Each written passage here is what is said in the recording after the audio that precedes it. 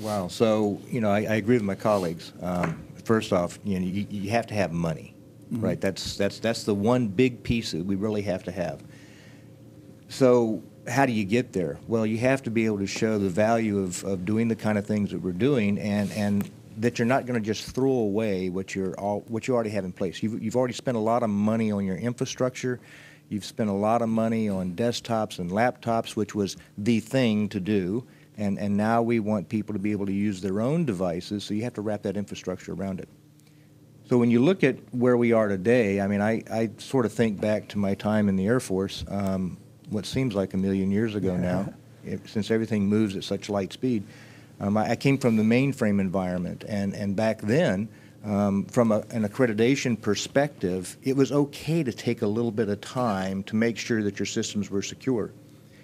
Today, security is one of our biggest challenges, not because it's a bad thing, but because many of our security policies date back a number of years. Now, they're all catching up real fast. They have to, but the reality of it is as we get ready to roll out new devices, new technologies, new capabilities, the security guys and gals are scrambling, trying to make sure that the next bad guy hasn't already found a way to get into the newest device that we've got, which is typically a year to 2 years old when we roll it out anyway.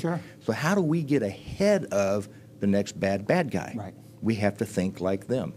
And in the government right now, we just don't deploy and implement that way. On that for just a second, because I mean that's a key point. I can remember going in and having some interviews with the Intuit people, and it was amazing to me when their president for HR walks in with a tank top and flip-flops, and was probably only about 24 years old, maybe. Right. The other part of the reality is that when you're trying to hire that great employee, what do you mean I can't work at home in Florida? Why do I have to be confined to a cubicle in a building in Washington, D.C.? I'm the best thing since sliced bread. And you told me that, but you're going to make me sit in a building someplace I don't want to live, so why can't I work from my home in Florida? Well, because that's not the way we do things. So that's a challenge for us.